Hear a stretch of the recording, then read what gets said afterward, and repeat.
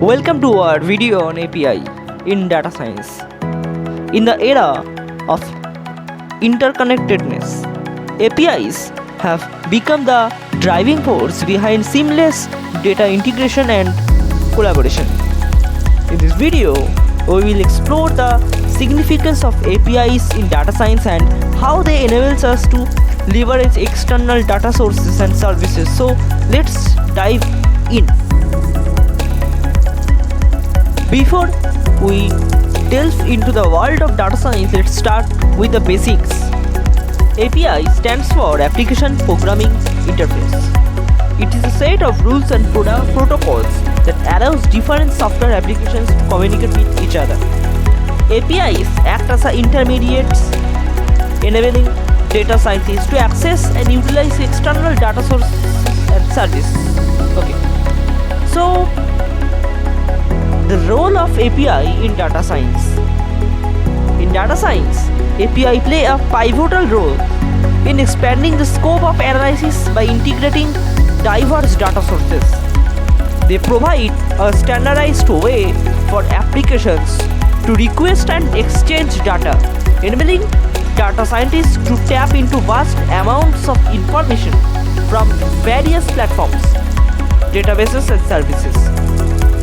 So we need to know the types of APIs. Okay, so there are several types of APIs commonly used in data science. One type is web APIs, which are based on HTTP protocol, hypertext transfer protocol, okay, and enable data retrieval and interaction with web-based services. Another type of database APIs, which provide accesses to specific databases and allow the data scientists to query and manipulate data directly. So how the API work in webs or working of the web APIs? So web APIs are particularly valuable in data science as they provide access to a wide range of data sources such as social media platforms, weather data, financial data and more. Data scientists can make requests to these APIs using programming languages like Python and retrieve data in format like JSON or XML for further analysis. Okay, so we need to know the another concepts like API authentication and authorization. When working with APIs, authentication and authorization are essential for secure access to data. Many APIs require an API key or token to authenticate the user and ensure that only authorized user can access the data. This helps protect sensitive information and maintain data privacy. Okay, so next thing is that data pre-processing with APIs. APIs also play a crucial role in data processing. Data scientists can leverage APIs to clean and transform raw data before performing analysis. For example, they can use natural language processing like NLP APIs to perform text cleaning and sentimental analysis or image recognition or APIs to extract features from images. The main thing is that integration of machine learning models. APIs not only facilitate data retrieval but also enable the integration of machine learning models into data science workflows. Data scientists can expose their trained models as APIs, allowing other applications to send data and receive predictions or insights from the model. This makes it easier to deploy and utilize machine learning models in real-world scenarios. Okay, so the real-time data streaming with APIs, how it works.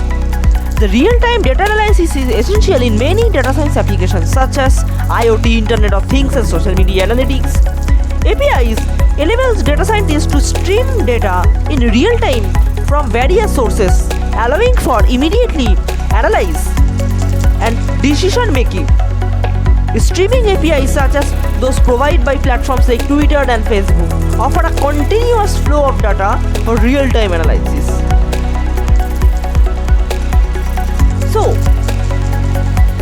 when working working with APIs, there are some best practices to keep in mind. It's more important to understand the API documentation thoroughly, to know the available endpoints, parameters, and data formats.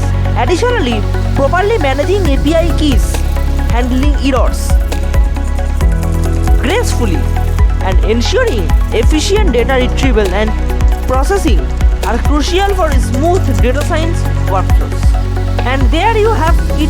APIs are gateway to unlocking external data sources and services in data science. They provide a bridge between application, enabling data scientists to integrate. Okay, so that's it, and today's video is all about this topic: API, application programming interface, and so on. So in next video we also discuss about many type of databases like SQL, non-SQL, MongoDB, Node.js, and many type of like Flux. Okay, and SOAP architecture, REST architecture, and many type of things. Okay, thanks for watching.